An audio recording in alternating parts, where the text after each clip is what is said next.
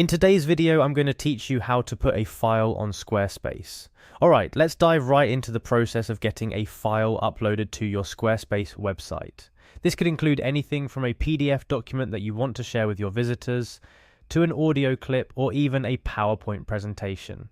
Whatever the case, Squarespace makes it fairly straightforward to get your content up and accessible. First things first, head over to the Squarespace website. It's here where your journey to uploading a file begins. Upon arriving at the site, your next step is to click on the Login button.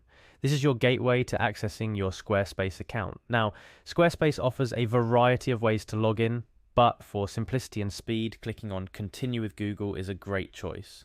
It uses your Google account to log in, which means one less password to remember, right? Just make sure you're selecting the Google account associated with your Squarespace site. Once logged in, you're going to need to navigate to your website's dashboard. If you've got multiple sites under your account, ensure you're selecting the correct one. From your dashboard, look for the Pages section. This is where all the magic happens, from adding new pages to managing existing ones. You'll see it clearly labelled, so you shouldn't have any trouble locating it. Now it's time to add a new element to your page. Look for the plus icon, which is your tool for adding new content blocks, links, or pages. Click on it, and since we're focusing on adding a file, you'll be looking to select the link option. After clicking on link, you'll be prompted to type in a title for your link. This is what your visitors will see as the clickable text, so make it descriptive or compelling depending on what the file is. With your title set, it's time to link it to your file. There will be a section labelled URL. This is what you'll want to click on next. Within this menu, you'll have a few options, but for our purposes, we're interested in the File option.